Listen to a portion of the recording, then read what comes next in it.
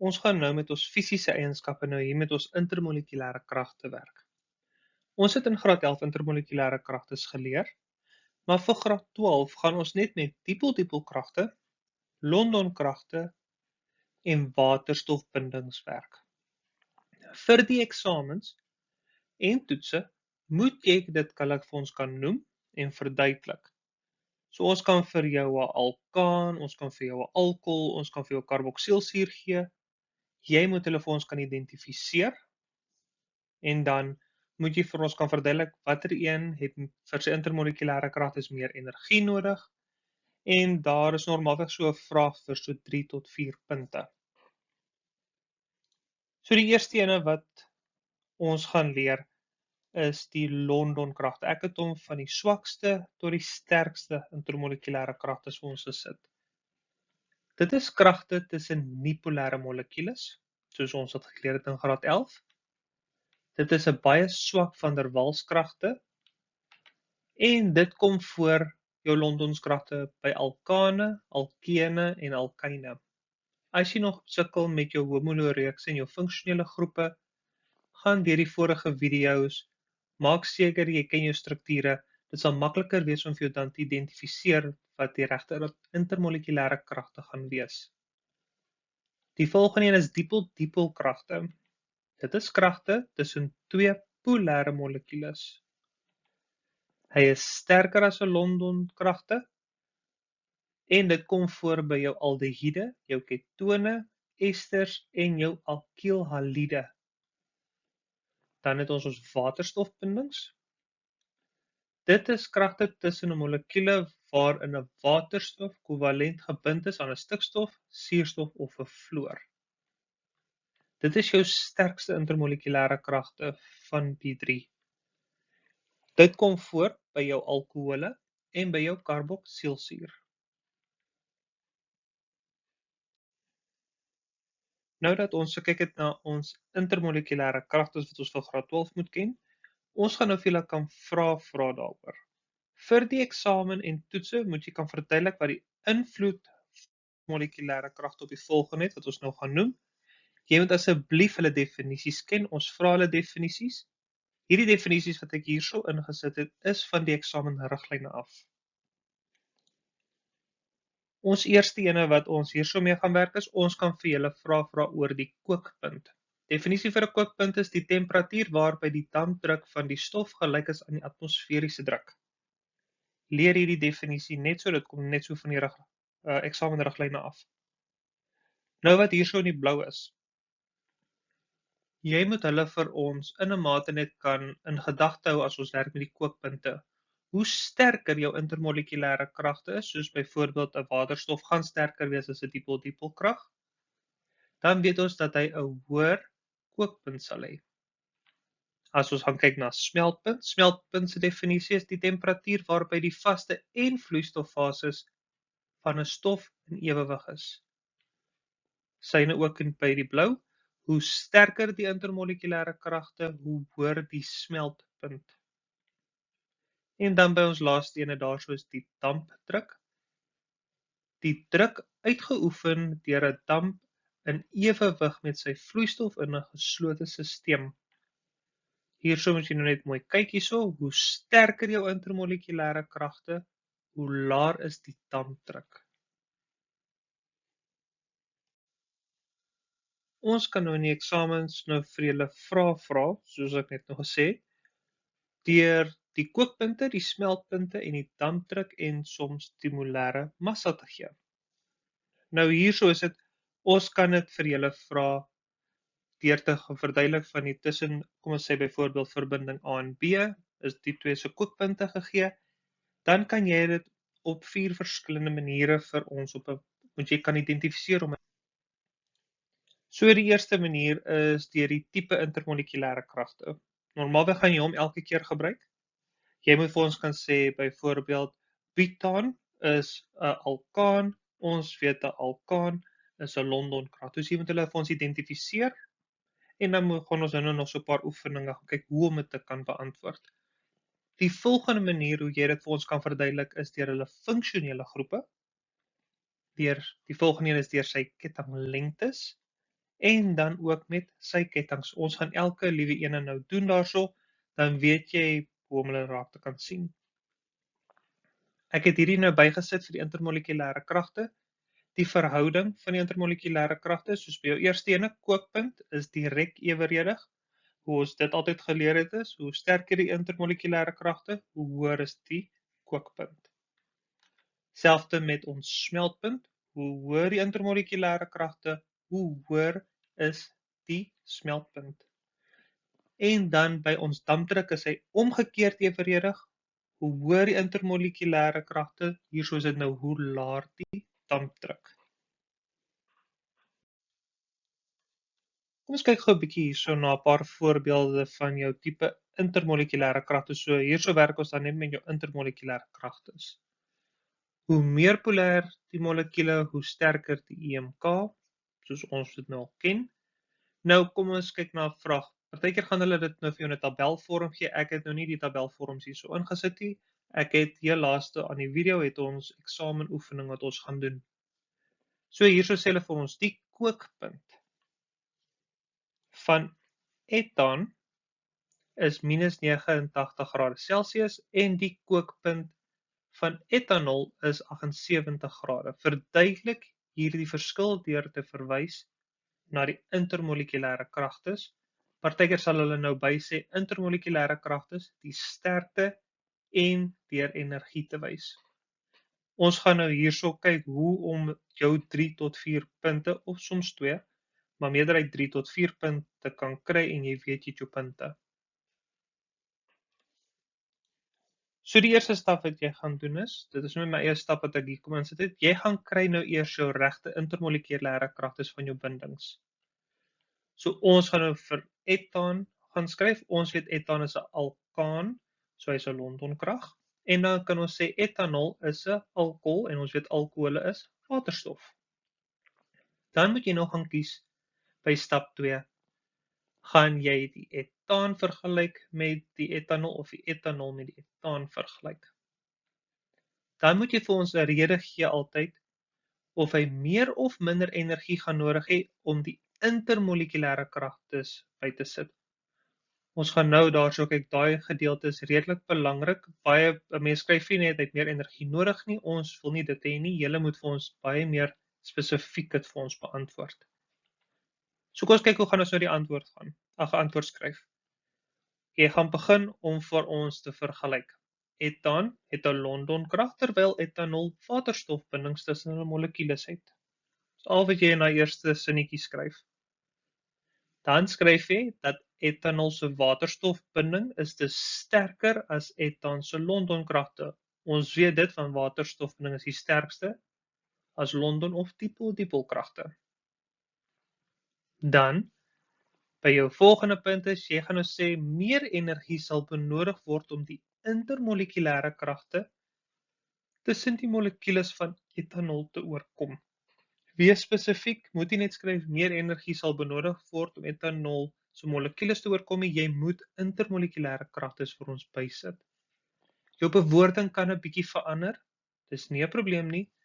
Ons wil hê julle moet altyd vir ons kan sê, jy vergelyk die twee, die een het 'n Londonkrag, een het 'n waterstof, wat se een is sterker, en dan is daar meer of minder energie nodig.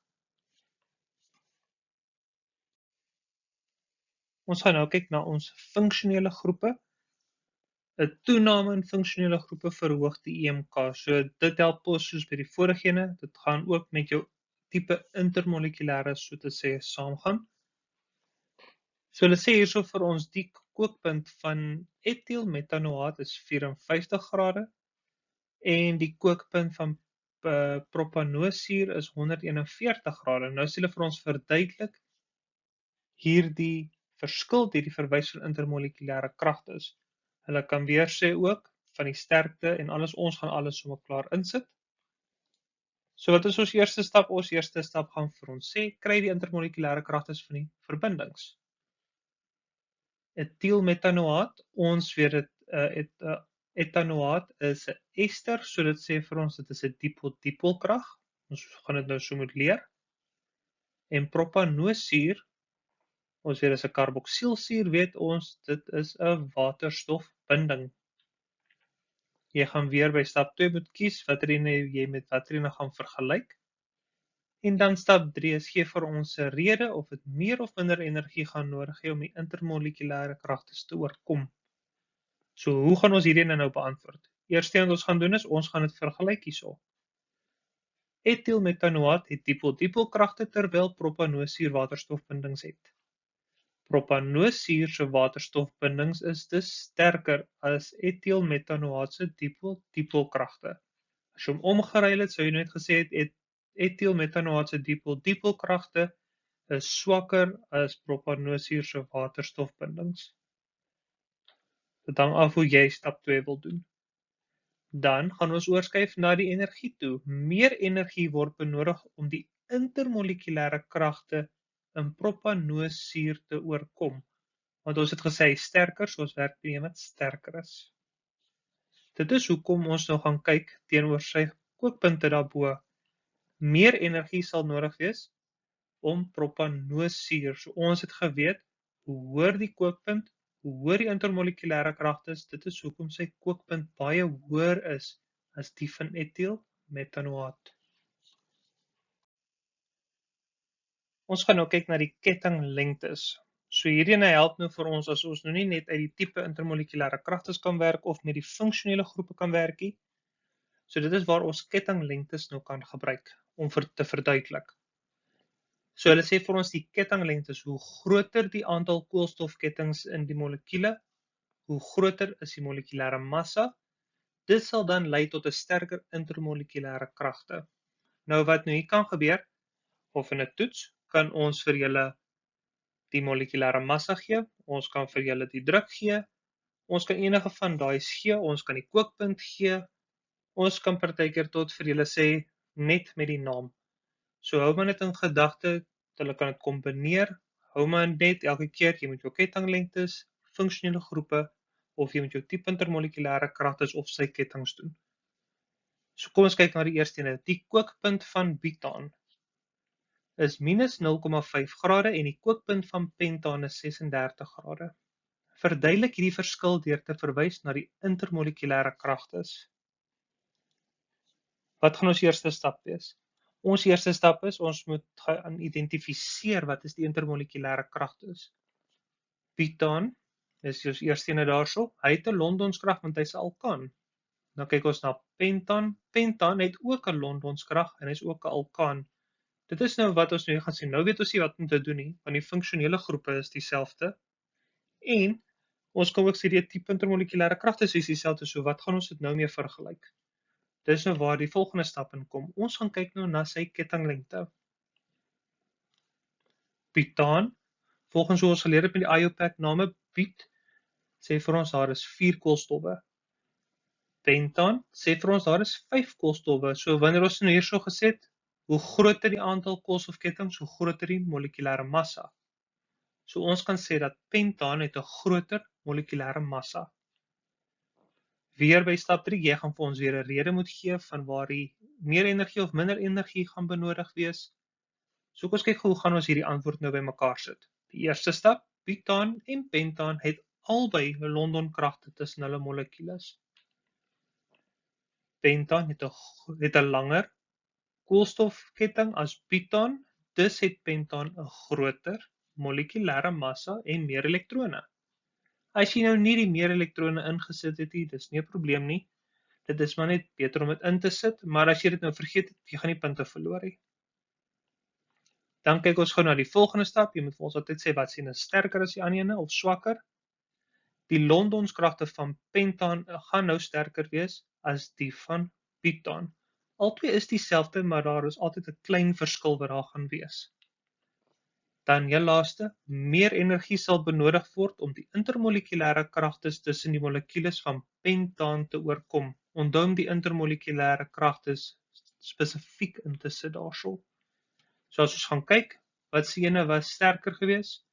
Pentaan teenoor butaan, so pentaan se grade moet, so te sê, hoër wees as die van butaan. By die volgende ene, kyk ons na die sykettings. So hulle sê daar vir ons meer vertakkings lei tot 'n kleiner oppervlakte en verlaag die krag van die intermolekulêre kragtes. So hierso, partykeer gaan julle nou dink, okay, ek kan dit nou vinnig uitlei, daarso as dit weer 'n butaan en 'n propan, ons kan eerder weer die kettinglengtes doen. Hierso moet jy nou kan sien volgens ons IUPAC name of daar enige vertakkings is by die twee name. So dit is hoe jy gaan onderskei die hele tyd. So kom ons kyk, die kookpunt van butaan is minus 0,5 grade en die kookpunt van metielpropaan is minus 11,7. Verduidelik hierdie verskil deur te verwys na die intermolekulêre kragtes. Wat is ons eerste stap? Ons eerste stap is om die intermolekulêre kragtes van die verbinding te gaan identifiseer. Butaan is 'n Londonskrag, want hy's 'n alkaan. Metielpropaan is ook 'n Londonskrag, hy's ook 'n alkaan. Dan gaan ons nou hierso moet kyk, stap 2 gaan kyk nou na sy sykettinge. Butaan het geen sykettinge, want ons het dit nie in die naam gesien nie. Maar by ons metielpropaan, normaalweg is daai wat vooraan is altyd ons vertakkings. Daar is een vertakking of syketting. Stap 3 gee rede vir meer energie om minder energie, of een meer of minder energie, gaan benodig word vir die intermolekulêre kragtes. Hoe gaan ons hierdie nou beantwoord? Hy is eintlik baie lekker maklik. Butaan en metielpropaan het albei Londonkragte tussen hulle molekules. Metielpropaan het meer sykettinge as butaan, dus het butaan 'n groter oppervlakte en meer elektrone. Hierso weer as jy die meer elektrone nie ingesit het nie, dis nie 'n probleem nie.